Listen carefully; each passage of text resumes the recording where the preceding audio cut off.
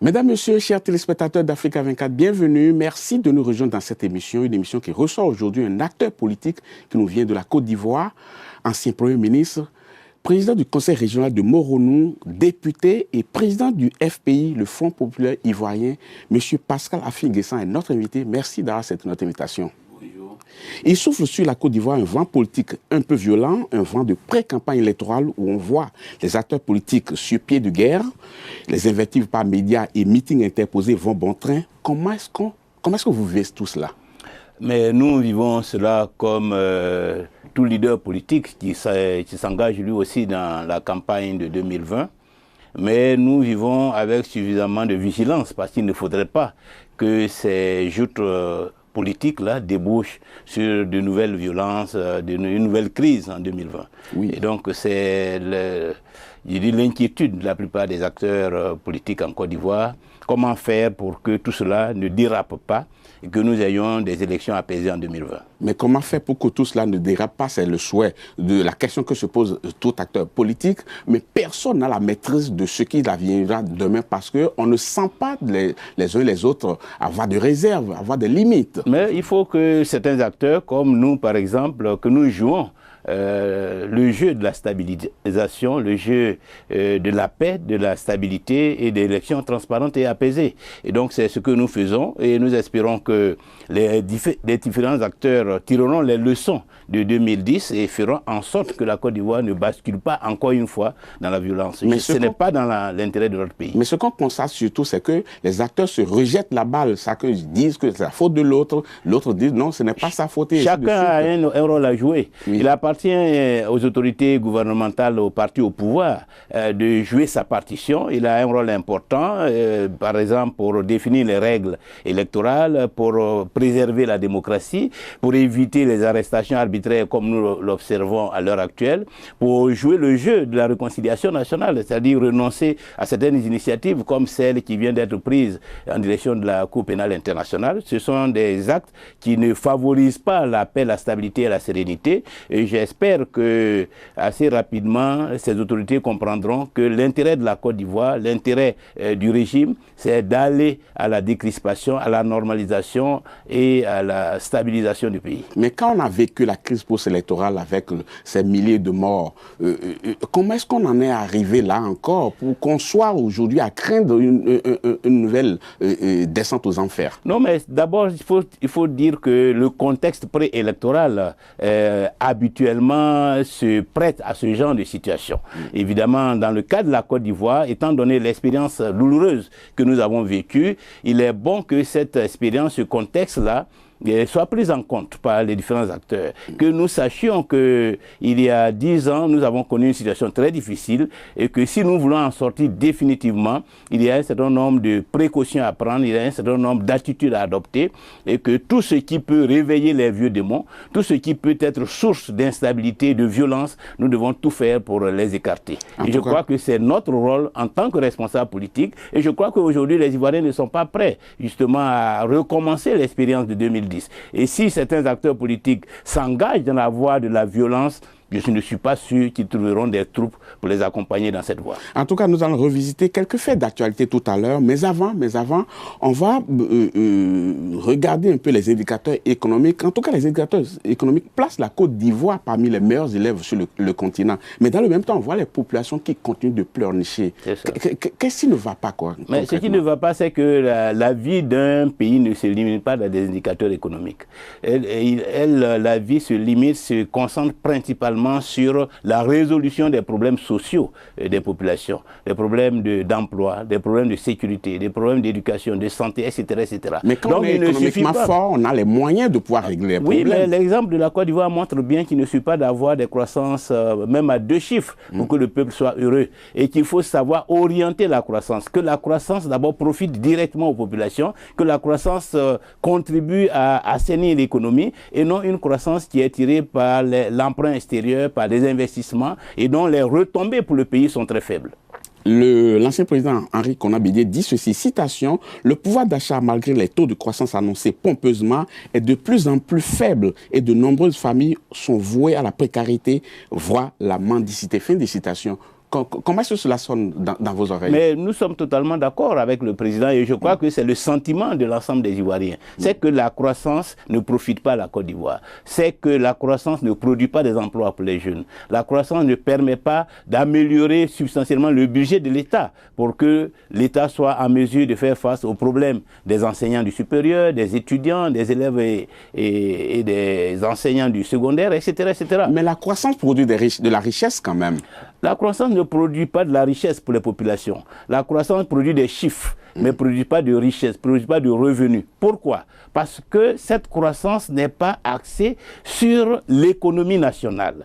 Cette croissance est axée sur l'emprunt extérieur qui retourne à l'extérieur, sur les investissements publics et dans les infrastructures qui financent les entreprises multinationales et des employés, du personnel qui est recruté à l'extérieur. À telle enseigne que l'argent vient transiter par la Côte d'Ivoire.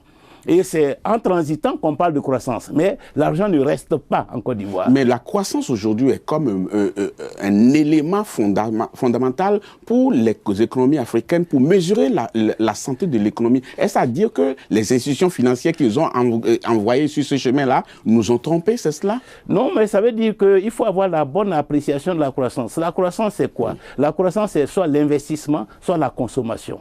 Ce sont les deux piliers, les deux mamelles de la croissance. Lorsque la croissance est tirée par les investissements et que ces investissements ne profitent pas à l'économie, ce ne sont pas des entreprises qu'on crée à l'intérieur du pays pour embaucher, pour transformer les produits nationaux, pour mettre les Ivoiriens au travail, mais qu'il s'agit de milliards qui viennent financer des travaux publics qui sont exécutés par des entreprises extérieures, étrangères. Donc, l'argent est capté par ces entreprises et rapatrié de Côte d'Ivoire vers leur base. À partir de ce moment-là, il y a croissance. À partir du moment où il y a beaucoup d'argent qui rentre et beaucoup d'argent investi dans des entreprises. Mais est-ce que l'argent rentre? Est-ce que cet argent sert à payer des manœuvres des employés, des cadres en Côte d'Ivoire ou au contraire à payer des expatriés? Est-ce que cet argent sert à payer de la matière première en Côte d'Ivoire ou à acheter des matières premières qui viennent de l'extérieur? Donc, lorsque la croissance est assise sur ce genre de projet, elle ne profite pas au pays, puisqu'il s'agit d'un simple transit. Voilà. L'argent rentre et sort. Et ce qui reste est tellement faible que cela ne booste pas l'économie nationale.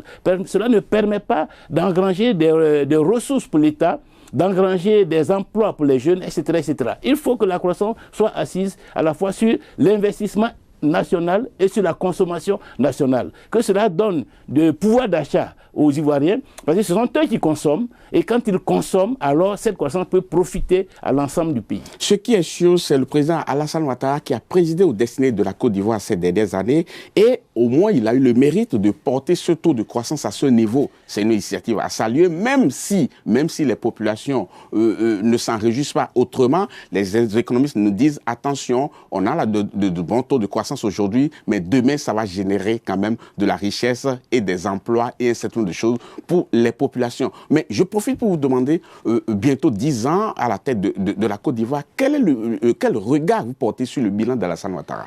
Mais pour nous, ce bilan est négatif. Il est négatif parce qu'il n'a pas ciblé les grandes problématiques du pays. Ce que la Côte d'Ivoire doit rechercher dans un premier temps, c'est la paix, la stabilité, l'unité nationale, la réconciliation. Parce qu'on ne peut pas construire un pays dans la division. On ne peut pas construire un pays lorsque la question de la réconciliation nationale, après la grave crise de 2010, n'est pas réglée. Or, sur ce terrain-là, c'est un échec total. Échec total aussi sur le plan de la gouvernance. Avec la corruption a atteint des sommets inimaginables. Avec la mauvaise gouvernance, avec le rattrapage, où c'est seulement une partie de la population qui est mise au travail, où beaucoup d'Ivoiriens se sentent étrangers dans leur propre pays, se sentent orphelins vis-à-vis des institutions de l'État, parce que ces institutions-là ne sont pas impartiales, ne sont pas neutres, et ne traitent pas l'ensemble des Ivoiriens sur un pied d'égalité. Mais sur le chantier de la réconciliation, justement. Et sur le plan social aussi. Mais qu'aurait-on fait concrètement? Qu'aurait-on pu faire concrètement sur le chantier de la réconciliation pour que les Ivoiriens disent effectivement on est en train d'aller vers la réconciliation? Ce qu'il aurait fallu faire, c'est agir d'abord pour que tous les prisonniers politiques soient libérés, y compris le président Laurent Gbagbo et Charles Blé Goudé. Ah non, attention, le sort du président Laurent Gbagbo et de Charles Blé Goudé, ce n'est plus du ressort de l'État ivoirien, bien entendu. Oui, c'est vous qui le dites. Mais l'État ivoirien peut tout faire pour ses compatriotes. Ah bon, l'État ivoirien est si même si ce n'est pas du ressort, qu'on voit qu'il y a des tentatives et qu'on se rende compte que le pouvoir a des difficultés, est bloqué parce que cette situation ne dépend pas des autorités ivoiriennes. Mais on ne sent rien. Au contraire, lorsqu'on voit agir ces autorités, c'est pour aggraver la situation, c'est pour mettre de l'huile sur le feu, comme cette initiative qui a été prise pour demander à la CPI de ne pas mettre en liberté le président Gbagbo et Charles Blé Goudé. Alors que cette juridiction vient de dire que ces deux citoyens ivoiriens sont acquittés, qu'ils sont déchargés de toute responsabilité par rapport à ce qui s'est passé. Donc ce sont des actes qui montrent bien qu'on travaille contre l'unité nationale, contre la réconciliation nationale, et dans ce cas-là, on ne peut pas travailler pour le progrès, puisque les Ivoiriens ne sont pas tous logés à la même enseigne en Côte d'Ivoire. Passons à la chemine vers une élection présidentielle où des questions subsistent sur les conditions d'organisation de cette élection. Aujourd'hui, M. Affi-N'Guessan, est-ce que les conditions sont réunies pour qu'on n'est un scrutin qui ne souffrira d'aucune insuffisance? On ne pourra le dire qu'à la pratique, lorsqu'on aura organisé les élections. Parce qu'à l'heure actuelle, la commission électorale ivoirienne est composée d'Ivoiriens.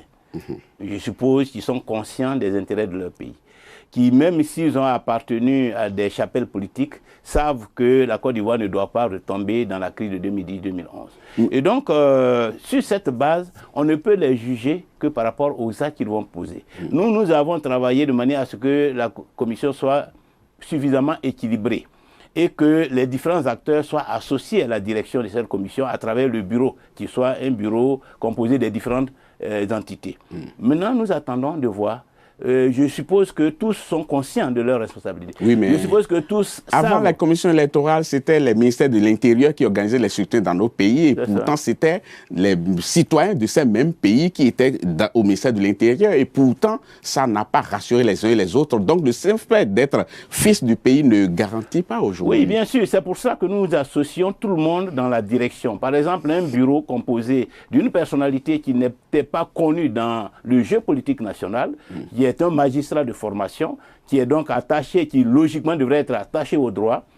Un bureau composé des trois entités. J'aime bien quand vous précisez logiquement. Un bureau composé des trois entités, l'opposition avec un poste de vice-président, la société civile avec un poste de vice-président et le parti au pouvoir avec un poste de vice-président, c'est-à-dire les trois entités sont dans la cabine de pilotage de la commission. Et donc nous espérons qu'avec cette organisation, nous allons nous surveiller mutuellement.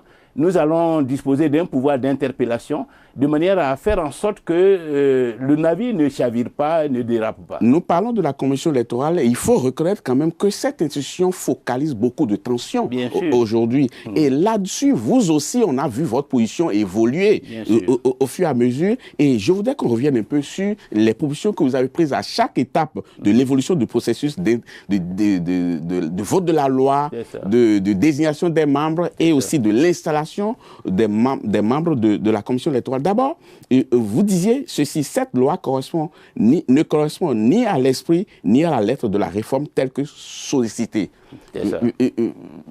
Et pourtant, c'est la même loi qui a été votée. C'est ça. Donc, malgré cela, vous acceptez qu'on le vote. Ensuite, vous avez dit que cette institution n'offre pas de garantie d'impartialité. Donc, vous avez refusé d'envoyer votre représentant siéger au sein de l'institution. Mais après, vous avez dit, si nous avons un président issu de la société civile et un poste de premier vice-président, nous ne ferons pas de la figuration dans cette commission. Mais quand on remet tout cela ensemble, la loi est la même.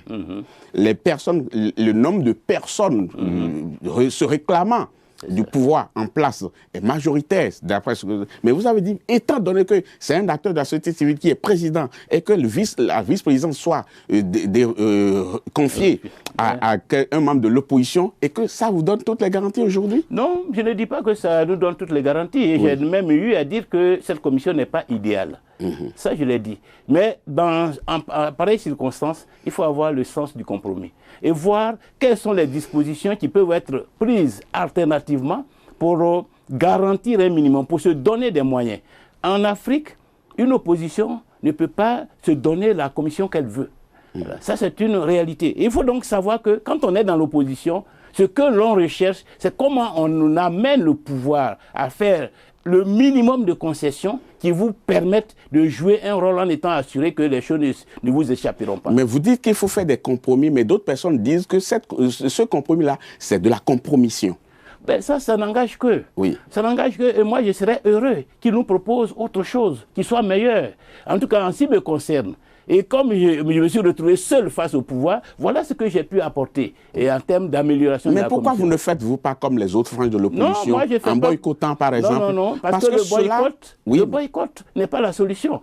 Boycotter, c'est laisser le pouvoir décider tout seul et faire les choses à sa guise. Il y en a qui ont boycotté les élections depuis 2013, mais Ouattara est au pouvoir. Il a l'ensemble de l'Assemblée nationale, parce que nous ne sommes pas présents. Il se donne les lois qu'il veut. Si on n'avait pas boycotté les élections législatives et que nous avions, en ce qui concerne le FPI, un minimum de députés, aujourd'hui, avec les députés du PDCI, nous avions la capacité de bloquer un certain nombre de choses et peut-être même de nous donner la commission électorale de notre choix.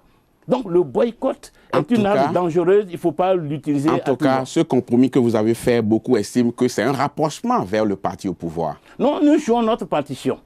Nous jouons notre partition, nous négocions et nous sommes une opposition responsable. Nous savons qu'il faut un mauvais accord plutôt qu'une bonne guerre. Et donc c'est pour cela que nous négocions chaque fois pour avancer, pour gagner, pour améliorer l'existant, parce que ce n'est pas des améliorations successives et progressives que nous pouvons construire la démocratie dans notre pays. On parle de compromis, on va parler de rapprochement parce qu'après le divorce du PDCI avec son allié le RDR, l'heure est au rapprochement. On a vu Bédié se rapprocher de Laurent Gbagbo et de Guillaume Soro. Mais quelle appréciation faites-vous de ces rapprochements-là? Mais c'est une bonne chose. Il faut que l'opposition se rapproche, se rassemble pour faire l'alternance, pour mettre fin au régime du RHDP et pour construire la paix et la démocratie dans le pays. Oui. Donc nous saluons toutes les formes de rapprochement. Et c'est pour cela que nous-mêmes, nous avons travaillé activement de manière à ce que la plateforme de l'opposition se mette en place. Malheureusement, comme vous le savez, au dernier moment, le PDCI a préféré faire une autre option, mais nous restons dans tous les cas disponibles parce que nous savons que dans tous les cas de figure, l'opposition est obligée de se rassembler. Oui, mais quand permettez-moi d'insister encore sur le rapprochement parce que on sent des rapprochements se faire, mais vous ne vous rapprochez de personne et personne ne se rapproche de vous. C'est nous qui tendons de nous rapprocher des uns et des autres, mais ce sont les autres, au contraire, qui préfèrent évoluer en solo. Sinon, la plateforme dont on parle, nous avons été parmi les premiers initiateurs. C'est nous qui avons approché le président Bédié, c'est nous qui avons manifesté. Mais ça m'étonnerait que le président Bédié refuse quelqu'un qui va vers lui. Ça dépend des conditions que vous avez posées. Je n'ai posé aucune condition. Oui. Mais aujourd'hui, ils ont voulu profiter de la division au sein du FPI et croire que ce sont ceux qui sont dans la dissidence qui peuvent leur apporter, je dirais, cette capacité pour eux de gagner les élections. Mais le président Bédié vous a servi quoi concrètement? Pourquoi le rapprochement ne s'est pas fait jusqu'au bout? C'est au PDCI qu'il faut poser la question. Non. Moi, je ne suis pas dans l'économie des choses. C'est vous qui étiez à table de négociation. Sur quelle base vous avez négocié? Qu'est-ce qui a fait échec à cette négociation? Parce que le président Bédié ne nous a pas dit « Ah non, ne venez pas vers moi, je ne veux pas de vous ». Oui, mais il y a des discours, il y a des postures sont des discours. Par exemple, lorsque le PDCI nous abandonne pour rendre visite au président Gbagbo et dire que c'est lui qui est le président du FPI et que ensuite la direction du PDCI fait une conférence de presse pour dire que nous c'est le passé, qu'ils ne reconnaissent plus que le président Gbagbo comme président du FPI et les dissidents qui collaborent avec lui et qu'ils organisent un meeting sans nous faire appel. Qu'est-ce que vous voulez? Donc si je comprends très bien, c'est la crise interne au FPI qui a fait échec à ce rapprochement. Non, ce n'est pas. On ne peut pas parler que ce soit la crise. C'est parce que le PDCI a fait l'option de la dissidence au détriment de la légalité. Voilà ce qui a fait échec au rapprochement. Le FPI est un parti légal, il est reconnu, il a une direction légitime et légale. Il y a des dissidents, ils ont préféré s'allier aux dissidents et c'est pour cela que nous sommes restés en marge. Donc vous êtes président du FPI légal, mais la légalité seule, est-ce que ça suffit? Est-ce que vous n'êtes pas fragilisé par tout cela? Mais c'est le parti qui est fragilisé. Oui. Mais nous travaillons pour cela. Avec son président que vous êtes. Mais nous travaillons. Aujourd'hui, notre option, c'est que nous devons aller aux élections en comptant sur les Ivoiriens. Une direction de parti, une élite politique, c'est une chose. Les Ivoiriens qui votent, c'est autre chose. Et aujourd'hui, ce qui est important, c'est est-ce que la voie que vous avez empruntée est comprise par votre peuple? Est-ce qu'elle est soutenue? Est-ce qu'elle peut rassembler? C'est cela qui est important. Mais on vous a vu sur la voie de la réconciliation avec votre ancien mentor, Laurent Gbagbo. Mais malheureusement, en chemin, on dirait qu'il y a un trébuchement. Parce que ça a été une réconciliation manquée. Mais qu'est-ce qui n'a pas fonctionné? Ce qui n'a pas fonctionné et ce qui ne fonctionne pas jusque-là, c'est qu'il y a un ensemble de personnes qui sont en général proches du président Laurent Gbagbo, qui ne sont pas des militants du FPI. Vous n'étiez pas moins proche non plus. Oui, mais moi je suis militant du FPI. Oui. Mais auprès du président Gbagbo, il y a une coterie de gens qui n'ont pas intérêt à ce que le président Gbagbo nous reçoive. Mais pour quel intérêt? Parce qu'ils souhaitent que le FPI soit décapité, que le FPI soit un parti sans tête, un troupeau sans pasteur et un bétail électoral pour servir leurs intérêts. Beaucoup d'acteurs politiques en Côte d'Ivoire manœuvrent pour décapiter le FPI de manière à pouvoir utiliser l'électorat du FPI à leur profit. C'est cela, et c'est même cela qui illustre l'attitude d'un certain nombre de cadres au sein du PDCI. C'est dans ces conditions-là que vous êtes candidat à la candidature au sein du PDCI, du FPI. Est-ce que cette candidature vaut quelque chose dans ce contexte-là? Ça vaut quoi? Avec un parti aussi fragilisé. Mais je dis que l'élite du parti est une chose. Les Ivoiriens qui votent, c'est une autre chose. Oui, mais les Ivoiriens n'ont jamais voté pour des gens qui ne s'entendent pas. Vous avez bien vu ici en France, des gens qui sont devenus présidents de la République sans forcément avoir un parti. Et de plus en plus, en Tunisie, hier, ceux qui ont gagné les élections en Tunisie n'avaient pas forcément un parti politique. Ça veut dire qu'aujourd'hui, les peuples en Afrique ne sont plus dans la même dynamique, dans la même logique que par le passé, où ils obéissent aveuglement au mot d'ordre du leader politique. Ils ne vous suivront que si vous leur faites des propositions qui permettent de résoudre leurs problèmes. Et nous, aujourd'hui, ce qui nous intéresse, c'est la position des Ivoiriens. Ce ne sont pas les calculs des leaders politiques. Parlez de la crise au sein de votre parti et j'ai écouté un observateur averti de la vie politique ivoirienne qui me dit le FPI, soit ils se réconcilient ou ils disparaissent tous. Non, non, je crois que c'est une mauvaise appréciation. C'est une appréciation qui relève de la meurtrissure d'un Ivoirien qui aurait souhaité que le FPI se réconcilie. Sinon, le FPI avance. Et dans tous les cas, la réconciliation sera possible. Aujourd'hui, je suis en France, j'ai rencontré un certain nombre de camarades qui étaient hier dans la dissidence.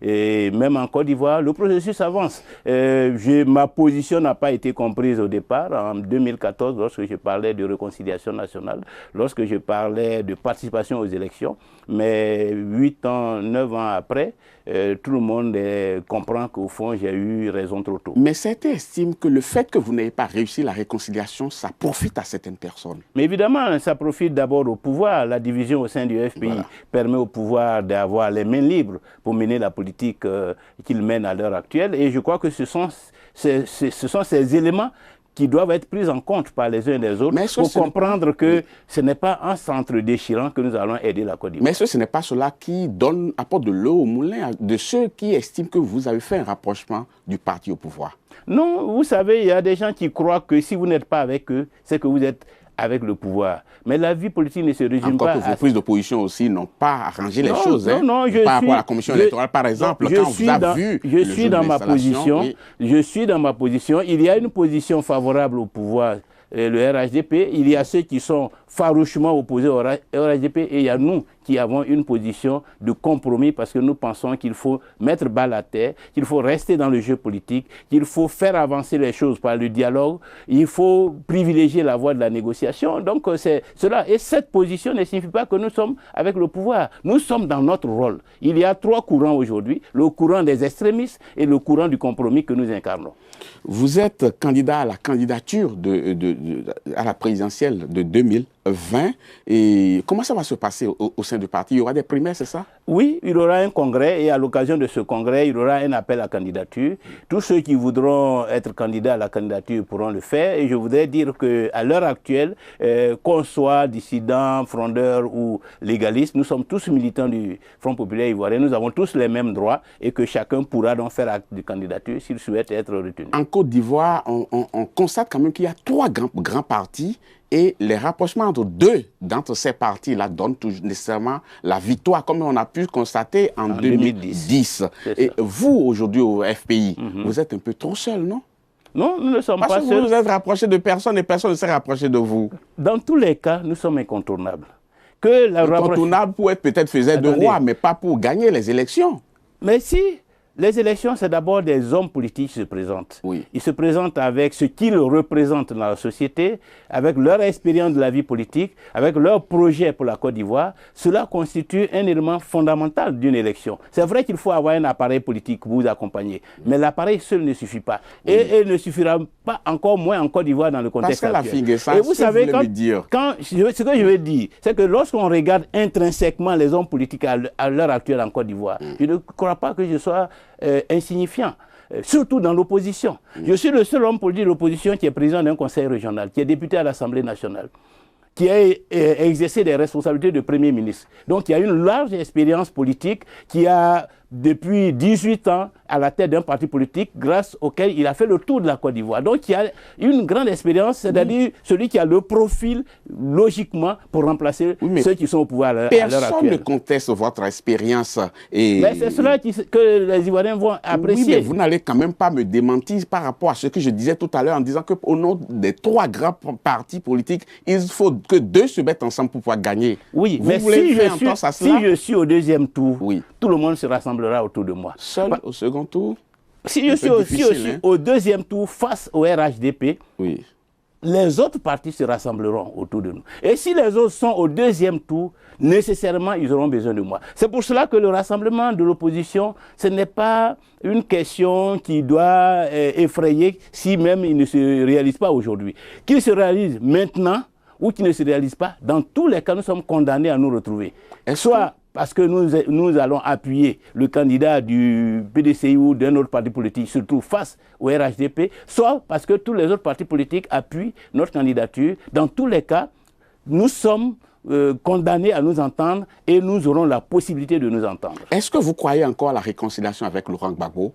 Mais évidemment. D'une part, est-ce que vous croyez encore à la réconciliation au sein du FPI? Évidemment, la réconciliation est en marche. C'est ce que je vous ai dit. Sauf que vous ne posez plus d'actes dans ce sens aujourd'hui. Mais si, hier même, j'étais avec un certain nombre de camarades. Le samedi prochain, j'ai une grande rencontre avec la diaspora ivoirienne. Sur le terrain, nous sommes en mouvement pour rencontrer tous ceux qui sont dans la dissidence, pour parler avec eux, pour faire le bilan de ce que les uns et les autres ont fait depuis 6 ans, 7 ans, et pour comprendre qu'aujourd'hui, notre intérêt se trouve dans le rassemblement et qu'il y a une opportunité pour revenir au pouvoir si nous sommes rassemblés. On reste encore dans l'élection présidentielle de 2020 et on parle de plus en plus d'une éventuelle candidature de M. Alassane Ouattara. Et certains estiment que si Alassane Ouattara était candidat, ce serait une violation de la Constitution. Mais l'individu lui-même dit qu'il en a le droit. Oui, vous savez, tous ceux qui veulent violer la Constitution, c'est ce qu'ils disent. Mais la réalité, c'est que M. Alassane Ouattara ne peut pas être candidat parce que la Constitution l'en empêche. La Constitution de 2000, celle de 2016, indique clairement qu'un Ivoirien, à l'heure actuelle, ne peut pas faire plus de 2 mandats. Oui. Et donc, mais vous faites abstraction de la révision de la Constitution qui est intervenue à un moment donné? Oui, mais même la révision de la Constitution ne change rien. M. Alassane Ouattara a été élu en 2015, malgré la révision de la Constitution, il a continué son mandat. Il n'y a pas eu d'élection en 2016, quand il y a eu le changement de Constitution. Ça, c'est une lecture de quelqu'un qui ne veut pas le voir. Non, non, mais s'il n'y a pas eu de nouvelles élections, donc ça veut dire que les pendules n'ont pas été remises à zéro, comme certains le croient. Nous sommes dans la continuité de la Constitution de 2000. Et donc, nous sommes dans les règles qui limitent le mandat à 2. Mais certains estiment que Alassane Ouattara est un candidat redoutable, que tout le monde craint. Et du coup, on veut le voir ne pas être candidat. Ce n'est pas votre cas par hasard? Dans tous les cas, nous sommes prêts à affronter n'importe qui se présentera devant nous au niveau du RHDP, que ce soit M. Amadou Gon, puisque c'est vraiment à lui que vous faites allusion, ou à quelqu'un d'autre. Nous sommes prêts à l'affronter et je crois que nous sommes prêts.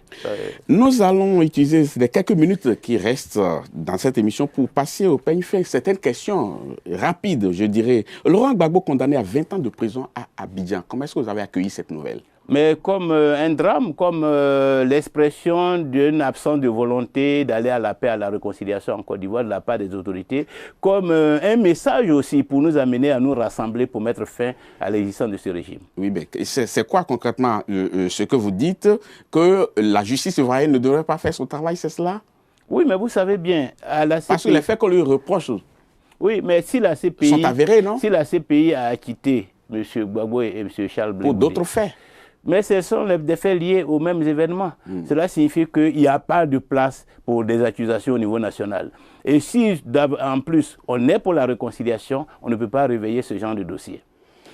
Mais est-ce que ça aura ses effets, selon vous? Au cas où Laurent Gbagbo serait acquitté. Tout cela relève de la politique. Oui. Et si nous avons les moyens politiques de changer les choses, tout cela n'aura pas d'effet. Mais pour avoir les moyens, il faut se rassembler. Et c'est pour cela que nous appelons avec insistance nos camarades à ce que nous nous rassemblons. Parce que notre division profite à ceux qui sont au pouvoir et affaiblit notre capacité d'action. Autre question rapide. Blé Goudé poursuivi pour des charges de crimes contre des populations civiles et crimes contre des prisonniers de guerre en Côte d'Ivoire. Mais cela relève de la même dynamique, de la même logique que les poursuites contre le président Gbagbo. Cela relève de la volonté de maintenir le plus longtemps possible Blé Goudé et le président Gbagbo hors du territoire national. Et cela relève donc de la politique et il faut agir au niveau politique pour mettre fin à ces situations. La candidature de Guillaume Soro est perçue comme un non-événement au niveau du RHDP, le parti au pouvoir. Oui, mais évidemment, ils ne veulent pas avouer que c'est une grosse perte pour le RHDP, que c'est une grosse menace pour la victoire du RHDP en 2020. Et donc, c'est une façon de nier la réalité. Sinon, c'est une grosse perte pour le RHDP et une grosse menace pour le RHDP. Laurent Gbagbo et Charles Blé Goudé acquittés, mais toujours pas libres. On soupçonne la Cour pénale internationale de faire de la politique. C'est votre lecture aussi? Non, je crois que la Cour pénale a acquitté le président Gbagbo. Ce n'est pas la politique. Par contre, on peut soupçonner le procureur de la CPI de faire de la politique, de servir les intérêts des dirigeants en Côte d'Ivoire et donc de servir les intérêts de la confrontation et de la poursuite de la crise de 2010-2011. La condamnation de Jacques Mangoua, vice-président du PDCI, à 5 ans de prison pour détention de munitions d'armes de guerre. On parle de procès politique. Comment est-ce que vous avez accueilli cette nouvelle? Bien sûr que c'est un procès politique. Mais pourquoi? Parce que le procès lui-même n'a pas permis d'établir que M. Jacques Mangoua, effectivement, a commis une infraction. Dans la mesure où il est lui-même celui qui a signalé à la justice que des gens avaient déposé des munitions, des machettes, etc., la nuit dans sa résidence, alors que lui-même était en dehors du pays. Et donc, cette condamnation est totalement politique. C'est un peu fragile quand même comme axe de défense. Hein? Mais si, comment vous pouvez aller signaler vous-même que vous êtes en infraction? S'il avait l'intention de commettre une infraction, de détenir illégalement des armes, il ne serait pas allé, il n'aurait pas appelé le procureur pour lui signaler ce qui s'est passé chez lui à domicile. Cette seule raison suffit pour considérer que M. Jacques Mangoua est innocent. Pascal Affi-N'Guessan, nous sommes à la fin de cette émission en votre qualité de leader politique. Et j'ai commencé cette émission d'ailleurs à dire qu'il y a un vent violent préélectoral qui souffle sur la Côte d'Ivoire. En votre qualité de leader politique, je voudrais que vous regardiez cette caméra et vous adressiez un message de 30 secondes à vos compatriotes pour que les uns et les autres sachent raison garder. Mais justement, je crois que nous avons adopté une ligne qui est la ligne de la paix, de la stabilité, de l'unité nationale. Notre aspiration, notre volonté, c'est que tous les leaders politiques, qu'ils soient au pouvoir, dans l'opposition, mettent de l'eau dans leur vin, fassent preuve de modération, tiennent compte de la fragilité de la situation en Côte d'Ivoire, des souffrances que nos compatriotes ont endurées depuis 2002, et donc agissent dans le sens de la paix, de la stabilité, de la réconciliation nationale, pour qu'en 2020, ce soit le meilleur d'entre nous qui soit apporté à la tête de ce pays dans l'intérêt de nos compatriotes. Pascal Affi-N'Guessan, merci. Je rappelle à nos téléspectateurs que vous êtes ancien Premier ministre et vous êtes le président du Conseil régional de Moronou et le président du Front populaire ivoirien. Vous êtes député. C'est un plaisir de passer ces instants à votre compagnie. Au plaisir de vous revoir bientôt, non? Merci et au plaisir de nous revoir à Abidjan d'ici 2020.